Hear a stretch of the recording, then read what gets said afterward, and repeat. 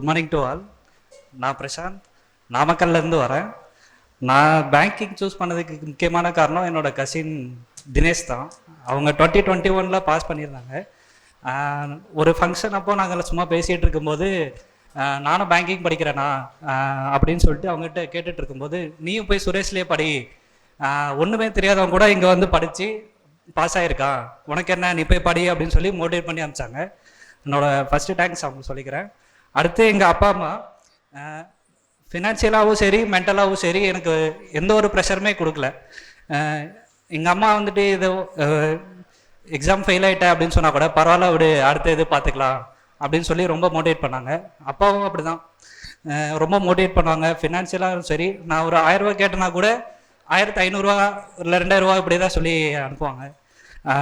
ரொம்ப ப்ரிவிலேஜ்னு நினைக்கிறேன். ரொம்ப தேங்க்ஸ் அவங்களுக்கு. அடுத்து நான் 2022 இங்கே ஜாயின் பண்ணியிருந்தேன். அப்போ ஃபஸ்ட்டு ஐபிஎஸ் பிஓ ப்ரிலிம்ஸ் தான் ஃபஸ்ட்டு எழுதினேன்.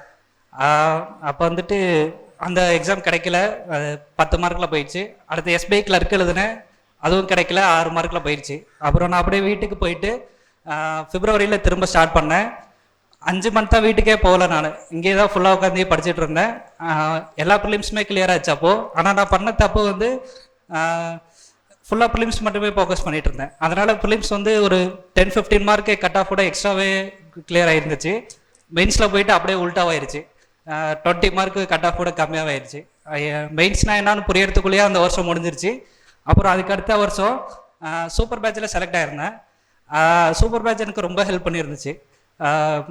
மேக்ஸ் வந்து நான் கொஞ்சம் நல்லா தான் போடுவேன். சூப்பர் பேட்ச் வந்து எனக்கு இன்னும் நல்லா ஸ்ட்ராங் பண்ணுச்சு. தீரானால வந்திருக்காங்க, அவங்க வந்துட்டு மேக்ஸ் அவங்கள விட சூப்பராக யாரும் போட முடியாது, எப்போ கேட்டாலும் ஹெல்ப் பண்ணுவாங்க. அப்புறம் ஃபிலிம் ஸ்டேஜில் எனக்கு கரண் சரண்னு 2 பேர் அவங்க தான் ரொம்ப ஹெல்ப் பண்ணியிருந்தாங்க, அவங்களுக்கும் தேங்க் பண்ணிக்கிறேன். அப்புறம் வேலற்படையில் இருக்க எல்லா பசங்களுக்கும் அவங்க வந்து ரொம்ப ஹெல்ப் பண்ணியிருந்தாங்க. ஒரு ஜாலி மென்டாலிட்டியாகவே எப்பயுமே ஹெல்ப் பண்ணிவிட்டு எது கேட்டாலும் எப்போ பண்ணால் எல்லா ஹெல்ப்பும் பண்ணுவாங்க. அவங்களுக்கு இங்கே தேங்க் பண்ணிக்கிறேன்.